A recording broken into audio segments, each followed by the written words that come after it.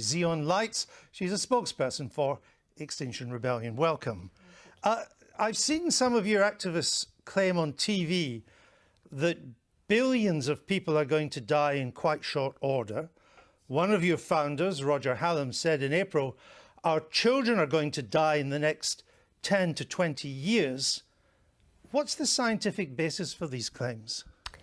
So these claims have been disputed, admittedly. There are some scientists who are agreeing and there are some who are saying that they're simply not true. But, you know, the overall issue is that these deaths are going to happen. We don't know exact numbers, and actually it's a little bit, you know, concerning to focus on just how many deaths. There will be deaths and mass suffering, and that, you know, any amount is enough as far as we're concerned. But most scientists don't agree with this. Climate change scientists, those who know there is a problem and it has to be tackled and things have to be done, more has to be done that's being done.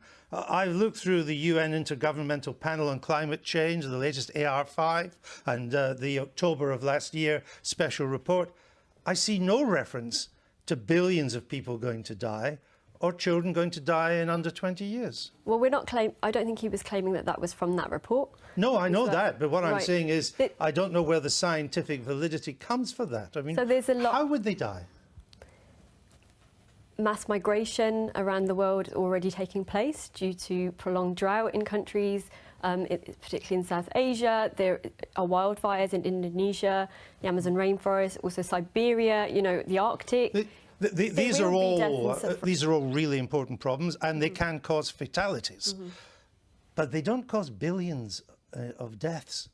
They don't mean that our young people will all be dead in 20 years. No, perhaps not in 20 years, but I can't speak to what Roger was, you know... He's one of your founders. With that. He's one of the members of Extinction Rebellion, yes. I mean, you talk weather-related disasters. There seem to be a lot of them around at the moment, and people die from them. But on the latest figures I've seen, 100 years ago, weather-related disasters killed 500,000 people a year. Today, it's 20,000 a year. Still 20,000 too many, but it's a reduction of 95,000. It doesn't lead to the 95%. A reduction of 95%, it does not lead to a death of billions. I mean, aren't you scaring people with this rhetoric, aren't you? I think there's a danger of scaring people simply because we're not taking it seriously enough, and people are feeling really, you know, desperate that we're heard on this. And unfortunately, you know, alarmist language works, which is why we're discussing it right now. But does it work? It could. I mean, I've seen young girls on television, part of your demonstration, particularly the school ones, when they take the day off to demonstrate, crying because they think they're going to die in 5 or 6 years' time. No, it's not necessarily. Crying because they don't think they'll ever see adulthood. And yet there is no scientific basis for the claims that your organisation is making. The young people that I've spoken to aren't crying because they think they're going to die in a few years. It's because they don't see their children as having a future. They don't want to have children, and they're worrying about, you know, coastal regions going underwater, other countries and island nations going underwater, you know, the Maldives going underwater, the mass displacement that's happening, the weather extremes, which may be on a downward trajectory, but climate scientists are telling us that they will be on the increase. Well, take rising sea levels, because the sea levels are rising. There's no, the UN IPCC makes that quite clear. But even the UN IPCC says that its median projection for sea rising is 0.5 metre by 2100, by 2100, at the end of this century. Now, that will create problems from places from Miami to Bangladesh. But 0.5 metre will not result in billions of people dying. If we do the right thing, it could be managed. If we do the right thing, but we're not doing much at all at the moment, so this is one of the problems. But you accept that 0.5 metre would not, if the UN median projection is right, would not result in the sort of apocalyptic predictions that your organisation makes? They're very conservative numbers, that's what we'd say. And actually, a lot of the data in the IPCC report, not criticising scientists because they did an incredible job, using pre-industrial levels of data. They're looking at, carbon emission. They're not looked at factoring feedback loops, things like this. There are climate scientists saying now that we think it's a lot worse.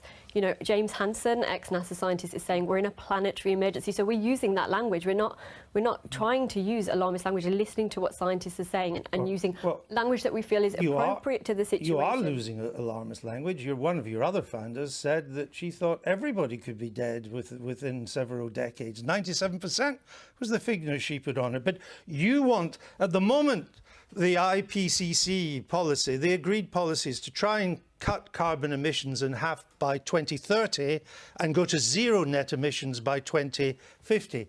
But you want 2025 for zero emissions, only 6 years away. What would that require? I mean, I'm not here to give you solutions and to tell you what we should be doing. That's not. I know you're gumming up the whole of Westminster. Well, what we're saying is listen to the experts. We're saying listen to the experts. Let's listen to what their ideas are, what they're saying. And at the moment, we're not putting those plans in place. We're not creating policies that reflect what those scientists are saying. This is why we're protesting. But the experts have a consensus around getting net zero by 2050. You're saying 2025. You're not listening to the experts. Well, there's some research into the IPCC report that was more recent by Professor Michael Mann, who looked at where they came up with the 2050 figure. And actually, they're relying on a carbon capture, biogas energy storage, BECCS, and there's a problem with that it's an untested technology. And by relying on that, there's a 50-50 chance that we will fail with the 2050 year in place. You can always pick one piece of research. The fact is the IPCC report has 6,000 scientific references, 91 authors, and is a global consensus with review editors from 40 countries. But let's come back to the 2025 target. One critic has said it would mean the confiscation of petrol cars, state rationing of meat, and limiting families to one flight every 5 years. And that was actually on a 2030 target. Do you agree with that? I agree that we need to do whatever it takes to bring emissions down, to allow young people to have a future, be able to have some hope for the future. And I'm not saying that because we're alarming children. I'm listening to what they're saying. They're learning about the consequences of climate change at school, and they're worrying about. Of course, I'm not arguing about the consequences of climate change at all. But you would have to stop to reach your target. You'd have to stop all flying. Aviation would come to an end. Possibly. I mean, by 2025. Again, this is something that we need to look at. We need to look at the aviation industry. We need to do an analysis on what needs to happen, and then we need to take action. Well, we know what would happen. On all industries, agriculture, energy, everything. We know what would happen to be an expert in these areas. If we stopped all flying. It would reduce global temperatures using the mainstream climate models by 0.03 degrees. 0.03 degrees. And you would stop all flying for that. But what you've just said with the IPCC report, we're both in agreement that we listen to that. That's 99% consensus of scientists. That's great. We agree with that. So that report is saying if we don't bring emissions down, so to halt warming I understand. to 1.5 degrees. So aren't we in agreement that we it's have to? It's the 2025 target, which is the keystone of your policy. It's the precautionary principle that just ask you this. Most homes in this country are heated by gas. Most people cook with gas. The fact is, all of that would have to go in 6 years for a 2025 target, wouldn't it? All of it. We put a man on the moon before we had the internet.